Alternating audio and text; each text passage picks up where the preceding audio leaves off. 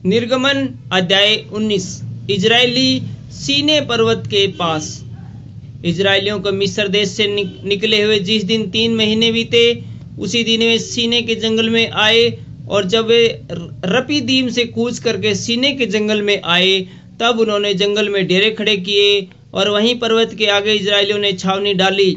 तब मूसा पर्वत पर परमेश्वर के पास चढ़ गया और यहोवा ने पर्वत पर से उसको पुकार के कहा, याकूब के घराने से ऐसा कह और इजरायलियों को मेरा यह वचन सुना। तुमने देखा कि मैंने मिस्रियों से क्या क्या किया। तुमको मानो उकाव पक्षी के पंखों पर चढ़ाकर अपने पास ले आया हूँ।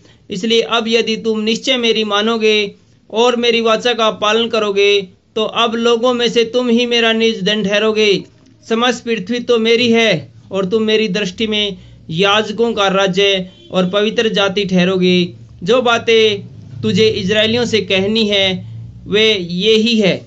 तब मूसा ने आकर लोगों के पुरनियों को बुलाया और ये सब बातें जिनके कहने की आज्ञा यहोवा ने उसे दी थी उनको समझा दी। और सब लोग मिलकर बोल उठे, जो कुछ यहोवा ने कहा है वह सब हम नित्य करेंगे। लोगों की यह बातें मूसा ने यहोवा को सुनाई। तब यहोवा ने मूसा से कहा, सुन, मैं बादल के अंधियारे में होकर तेरे पास आता हूँ, इसलिए कि जब मैं तुझसे बातें करूँ तब वे लोग सुने और सदा तुझ पर विश्वास करे। और मूसा ने यहोवा से लोगों की बातों का वर्णन किया। तब यहोवा ने मूसा से कहा, लोगों के पास जा और उन्हें आज और कल पवित्र करना। वे अपने वस्त्र धो लें और वे तीसरे दिन तक तैयार हो जाएं, क्योंकि तीसरे दिन यहोवा सब लोगों के देखते सीने पर्वत पर उतर आएगा। और तू लोगों के लिए चारों ओर बाड़ा बांध देना और उनसे कहना, तुम सचेत रहो कि पर्वत पर न चढ़ो और उसकी सीमा को भी न छुओ। और जो कोई पहाड़ को छुए वह निश्चय मार डाला जाए। उसको कोई हाथ से न छुए, जो छुए उस पर पथराव किया जाए या उसे तीर से छेदा जाए। चाहे पशु हो चाहे मनुष्य, वह जीवित न बचे। जब महाशब्द वाले नरसिंगे का शब्द देर तक सुनाई दे, तब लोग पर्वत के पास आए।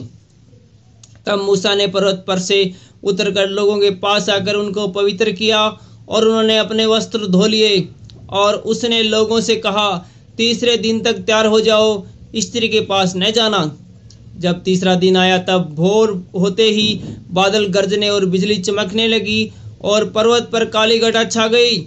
फिर नरसिंगे का बड़ा भारी शब्द हुआ और छावनी में जितने लोग थे सब कांप उठे। तब मूसा लोगों को परमेश्वर से भेंट करने के लिए छावनी से निकाल ले गया और वे पर्वत के नीचे खड़े हुए। और यहोवा जो आग में होकर सीने पर्वत पर उतरा था, इस कारण समस्त पर्वत धुएं से भर गया और उसको धुआं भट्टे का सा उठ रहा था और समस्त पर्वत बहुत कांप रहा था।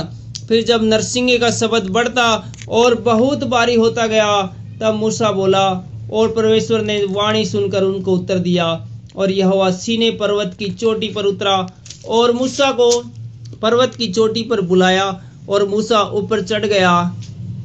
तब यहोवा ने मूसा से कहा, नीचे उतर के लोगों को चेतावनी दे, कहीं ऐसा न हो कि वे बाड़ा तोड़ के यहोवा के पास देखने को घुसे और उनमें से बहुत से नष्ट हो जाएं।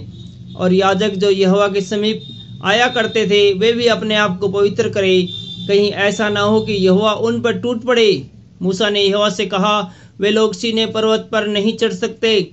तूने तो आप हमको यह कहकर चिताया कि पर्वत के चारों ओर बाड़ा बांधकर उसे पवित्र रखो। यहोवा ने उससे कहा, उतर तो जा और हारून समेत तू ऊपर आ, परंतु याजक और साधारण लोग यहोवा के पास बाड़ा तोड़ के न चढ़ आएं, ऐसा न हो कि वह उन पर टूट पड़े। अतः ये बातें मूसा ने लोगों के पास उतर के सुनाई। Thank you.